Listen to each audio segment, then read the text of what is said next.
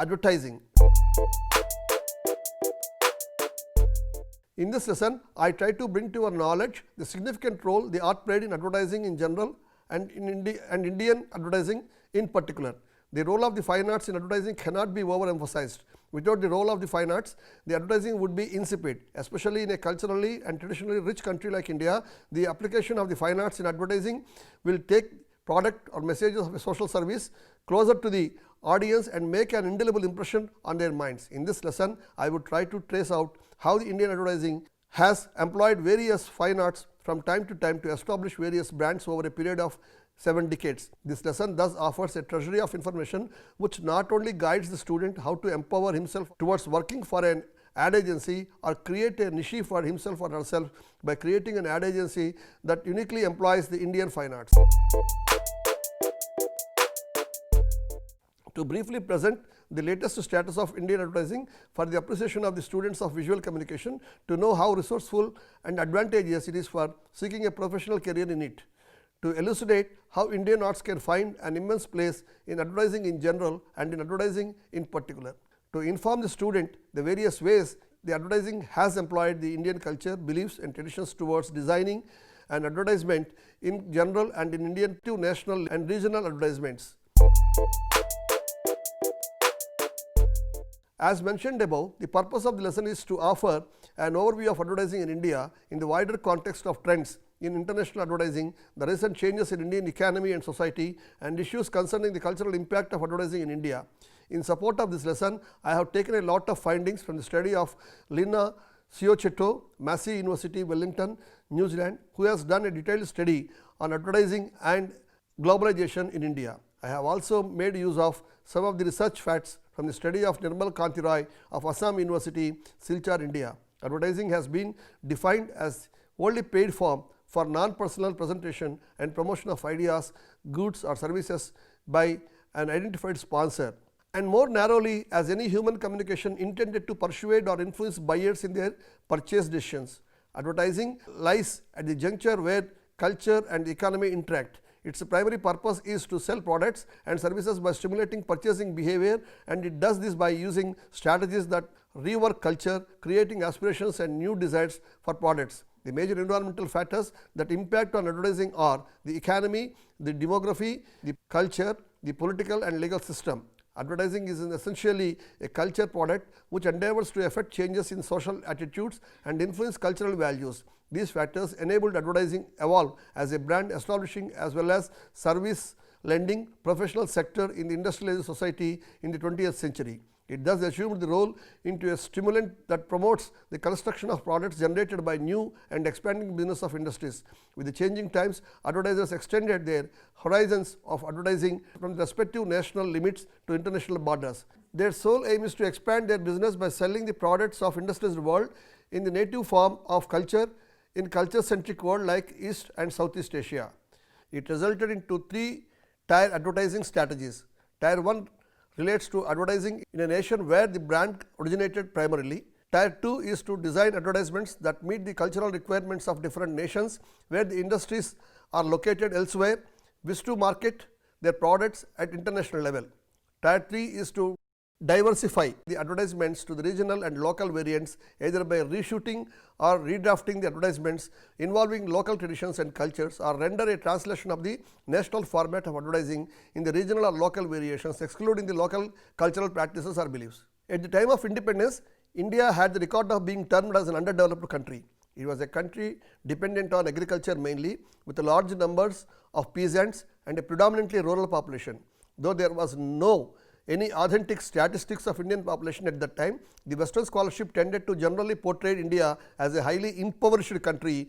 If India was economically so bad, why did the Britain want to continue to rule India for 2 centuries until there was a total civil revolt on August 8, 1942, when Quit India movement was launched by Mahatma Gandhi, is a moot interesting question for which there are no answers from the Western scholarship till now. So in mid-50s, Indian leaders embraced a mixed economy program that combined a government-driven industry and a feudalistic agricultural economy. The then policies included protection of local industry with tariffs on imported goods and the establishing import substitution industries. The government priority was to augment heavy industrial production rather than consumer goods. The international funding bodies advanced a lot of funding to India in an attempt to pursue it to opt for liberal economy free from government regulation and intervention in augmenting the economy and to bring it into the orbit of the West. It formed a group which promised more increase in aid if India would move towards more free market, export oriented policies. The World Bank pressured the leadership to devalue the currency by 50% in 1966. Linney argues that at this time India's major markets were the Eastern Bloc countries, especially the Soviet Union. Before 1965, the growth had reached GNP of 4.2%, but for the next decade, war, droughts and external factors reduced the growth and the economy stagnated. India maintained this policy of isolationism and economic protectionism behind trade barriers for over 2 decades and did not play a major role in the internationalization of this world economy that took place before 1980s. Global trade was avoided and the entry of foreign companies was not encouraged. Prime Minister Indira Gandhi placed restrictions on foreign investment, and in 1976 the Foreign Exchange Regulation Act reduced participation of foreign enterprises in Indian subsidiaries to 40% and taxes were raised on the rich and luxury goods. The consumer price index went up 400% from 1960 to 1980 and 2/3 of household income was being spent on food.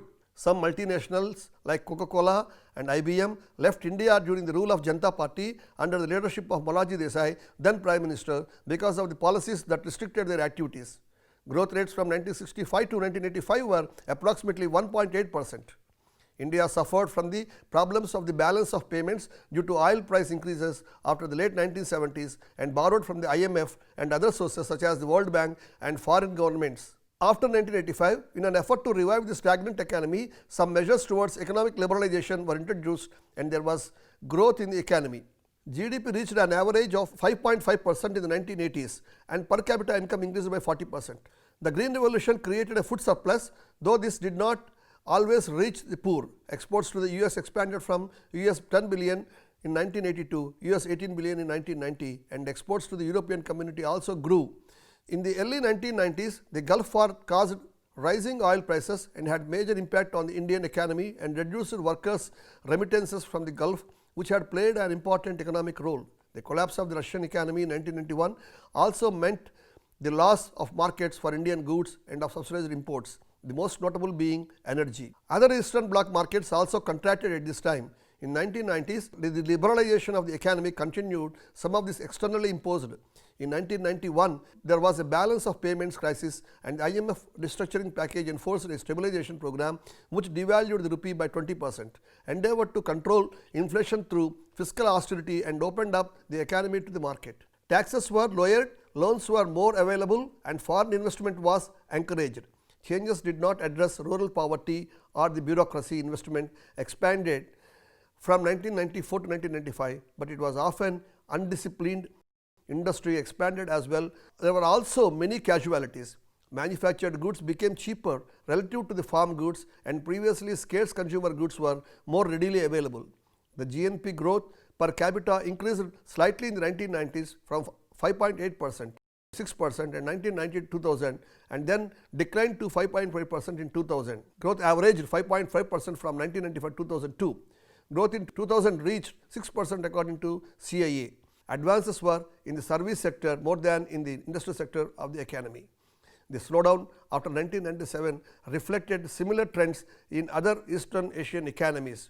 The entry of foreign businesses into the Indian economy is reflected in the expansion of foreign advertising, though much foreign advertisement is not in the consumption sector. The lack of a national distribution system and a fragmented retail system has proven to be a major obstacle to foreign business expansion. Most of the shops are small family businesses rather than national chains or supermarkets, and 700 million, 70% of the population, live in 6,27,000 small towns and villages. Advertising is the spinal cord of popularizing the demand of a product or an idea. Advertising is the reflection of culture of any nation and it has a great influence on our day-to-day lives, and we cannot escape the constant invasion of advertisements. As a result, the advertisements have become one of the most important aspects of all the business, and imagine life without which it is almost impossible. Advertising is also an effective tool for social cause and can be instrumental in bringing a commendable change in society by generating awareness amongst the people about it. Advertisements also serve to spread information about the new technology and inventions and keep us updated about the latest happenings around the world. Therefore, the roles of advertising in today's world is not only just spreading brand awareness, but also shows our existence in the global advertising scenario. Advertising played a vital role in Indian development process by creating an urge for a variety of consumer goods among different categories of people and thereby expanding the markets. Further, advertising has a definite role to play in rural development, and Indian advertising has made some progress in this direction as well. For a successful advertisement, creativity is very important. Advertising is an art because it makes use of creative faculties and the talents of the creative people. Creativity is the ability to generate novel and useful ideas and solution to everyday problems and challenges. Creativity involves the translation of our unique gifts, talents and vision into the external reality that is new and useful. Creativity in advertising is ability to generate fresh, perhaps unconventional, unique and appropriate ideas that can be used to convey messages about products more effectively. To be appropriate and effective, a creative idea must be relevant to the target audience both culturally and traditionally. A creative idea with a feasibility and right execution at right time is what takes an advertising to cherish lifelong. Indian advertisers use culturally significant advertisements to make an advertisement more local, regional and relevant. Though advertisement products achieve a brand name and creating a visual symbol for it, such as logo, symbol, trademark and mascot, because of signification associated with the design of the advertisements, the value of an advertisement increases and people can recall it easily. The advertising in India can be classified into two categories such as print media and electronic media. The bulk of an Indian print advertisements are carried out with the help of poster, newspaper, magazine and billboard. Poster is one of the oldest forms of outdoor advertisements because poster conveys the message in the shortest possible way with simple and with direct approach. In addition, poster communicates a message or an idea through illustrations or photograph. Therefore, the majority of outdoor advertisements are earned out with the help of posters. Outdoor media have great visual appeal and can be seen by large numbers on the move. A poster should be easily identifiable, individualized and exclusive. The message of the poster should be very short and simple. Poster can reach almost all the people who go out and hence would act as repeated reminder. Poster also plays a vital role as it is effective for social communication to the neo-literates and the rural population for topics like adult education, literacy, family planning, health awareness program, etc. Universal appeal helps the poster to identify itself and their appeal can be achieved through linear symbolism and color. The function of the poster is to communicate and is done by informing, announcing, introducing, convincing and sometimes even warning and threatening. It has great reminder value. Shorter the message, the long is its retention, remembrance and recall. An effective poster must carry message in minimum words with bold and few pictorial elements. Another characteristics of poster is the widespread use of the photographs. The guiding principles should carry the maximum meaning with the minimum means. The function of the poster is to attract attention, identifying immediately by self-revealing, by giving brief and simple message of a single thought and appeal emotionally to create an impact on the minds of the observer. A successful poster should not only be designed properly, but should also be cited properly and should be conducive to rapid perception and accurate observation. Today, posters are not normally regarded as one of the primary media whose purpose is to build reputation or introduce a product of service, but reminders are one of the supporting media for a reputation already achieved with the help of other media where detailed information is disseminated. In August 2017, Live Mint paper has brought to the appreciation of its readers the advertisements that evolved over 70 years, reflecting the change that country's economy as well as society has undergone. From attacking social stereotypes to promoting national integration, iconic campaigns have done more than just sell products. Here is the list of such ads across the television, print, outdoor and digital media that stood the test of time and connected with their audiences. Agency, the Walter Thompson, year 1941 onwards. Ever since Leela Chitnis appeared in the first Lux print ad in 1941, an endorsement deal with the soap brand became the benchmark of success for movie actresses. Shah Rukh Khan and Abhishek Bachchan are the only two men actors who have endorsed the brand. Hindustan Thompson Associates, 1946, Bobby Kuka, the then commercial director of the airline, and Umesh Rao, an artist with HTA, created the iconic Maharaja mascot which appeared in series of print and outdoor ads. Murphy Radio, Agency National Advertising, year 1960s. The cute and chubby toddler became immensely popular as Murphy Baby in print ads that were run throughout the 1970s and 1980s. Zodiac, FCB Ulka, year 1960. The brand, which created a Thai culture in the country, used a bearded Zodiac man. The first model, Dhanji Rana, was none other than the creative director of ad agency Ulka Kolkata to create a market for ready-made shirts. Like the Rasna and Little Girls, the Zodiac Man went on to become one of the most recalled brand icons through a series of print ads. Lovi Lintas, 1964, the pulsating jingle Tandurusti ki Raksha Karta Hai Life Boy hai jahan Tandurusti hai wahan.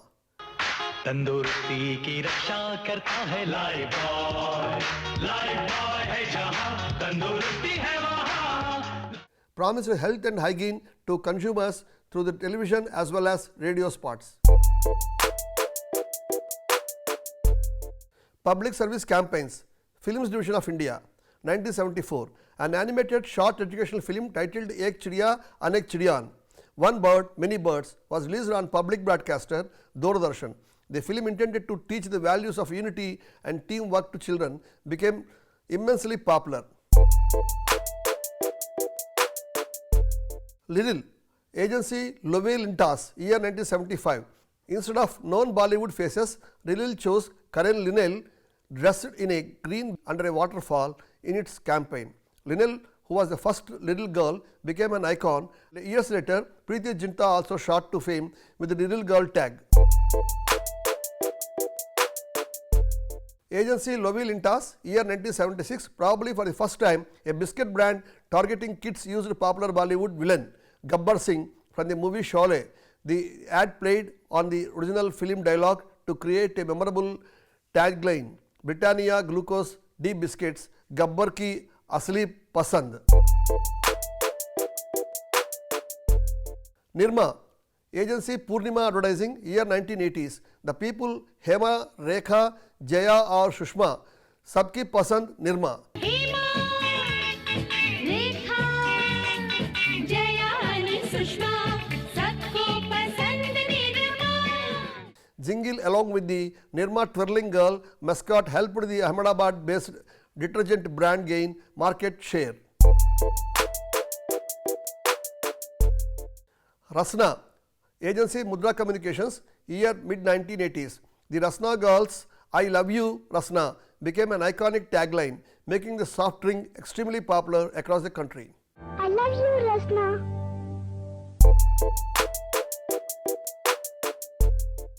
Only Vimal, Agency Mudra Communications, year 1980s. The campaign series for the Reliance owned brand created by Mudra Communications revolutionized fabric marketing in the country. The poster should convey the message in such a manner that it will draw attention and create an impact on the mind of the observers. After attracting attention and delivering the message, the poster must create impact and an impression on the minds of the viewer. Posters have a great value in developing country like India with a great deal of diversity of languages and problems of illiteracy. Newspaper. Along with posters, newspapers are also a major form of print media and the largest of all advertising. The primary role of newspaper is to promptly deliver the detailed coverage of news and other information and incorporate interesting features for readers. Newspaper serves as an important medium of advertising, especially in a country like India. In India, the newspaper, though it reaches an enlightened few as compared to other advanced countries, is still an essential medium because it has a certain class appeal. Newspapers have its importance because it gives us information about day-to-day happenings of local, regional, national or international significance. It satisfies the curiosity of reader to know what is taking place around him and how directly or indirectly it affects him. Newspapers are an important part of our everyday life and a major source of information for a large number of readers. Newspapers are available to masses at an affordable cost because advertising revenue from large to small advertisers supports them. Without such tremendous advertising support from business firms and other newspapers would not survive. Newspaper advertising can be classified into three categories such as classified advertising, display advertising and special inserts. Classified advertising refers to advertising arranged according to product or service advertised. Classified advertisings are arranged under several heads. Classified advertisements provide substantial revenues to newspaper. Display advertising is seen both in newspapers and magazines and uses the illustrations, photos, headlines, subheadlines and other visual elements besides copy text. Display advertising is the major source of revenues and many account for approximately 70% of the total advertising revenues for average newspapers. There are two types of display advertising: national or general advertising and local advertising. National or general advertising refers to display advertising by marketing of branded products or services whose sells on national or regional level. The objectives of such advertisements are to help create and stimulate customer demand for the product or service. Local advertising is often referred as retail advertising and is used by the local business establishments, individuals and other organizations to reach the consumers in the local market areas served by the newspapers. Supermarkets, departmental stores, retailers, banks, schools and other education centers use local advertisements. A variety of special inserts and advertisements appear in newspapers such as tender notice, public notice, financial report and shifting of report, etc. It has been observed that sometimes the advertisements become ineffective and fails to create the desired effect upon the target group of consumers. It so happens due to the lack of significant system. Signification system is a system used by advertisers to create a personality for a product. This is achieved first and foremost by giving it a brand name and whenever possible creating a visual symbol for it such as logo, symbol, trademark and mascot. By assigning it a name, the product like a person can be recognized in terms of its name. In the absence of signification system, a communication gap occurs between advertisers and possible consumers. In this lesson, I try to establish the relationship of the society with the art of advertising, laying special emphasis on signification system. The following characteristics are important to recognize the role of artists in advertising. Almost all advertisements related to corporate products adopt multiple strategies of advertising that involve posters, newspapers, magazines, billboards and films. Film advertising happens in two predominant formats: one, commercial films with characters and a script besides a screenplay, storyboard, music and direction. Second, animation films with voiceover. Both formats need the involvement of artists of visual communication. Most of the posters, newspapers and magazines would consist of advertisements that range from the drawings, photographic plates, illustrations, especially paintings. Each corporate sector will have its own color combination or color choice. An artist must be aware of the color choice of each corporate sector, including its logos, vision and mission, etc. before designing advertisements for its products. The advertising design consists of elements that speak in their own way, rich about both the corporate sector and its brand characteristics. There is a distinction between product and a brand. A brand reputation adds its strength to the product, but product does not add much to the brand establishment. How advertisements design helps connect the product with the brand image of the corporate sector is very crucial in the success of advertisement agency. A thorough study of the product and its features would be of immense help in designing advertisements either for posters, newspapers, magazines and billboards or for a planning for a film. In this lesson, I tried to present briefly the history of Indian advertising and the connection between Indian culture and advertising. I have also given a brief description of how many forms of advertising happens in print media and how helpful it is for developing a brand image of a corporate sector. Coming to the electronic media, both the films, digital platforms such as YouTube, videos or alternate media have used short stories, skits, plays and animation for boosting the brand image of the corporate sector. With regard to print media, the artists' involvements in line drawing, paintings and illustrations played a key role. Almost all the contributions of visual artists would be in the background of the country's prominent cultural ethos and traditions. Equally important is the knowledge of cultural variations at the regional level.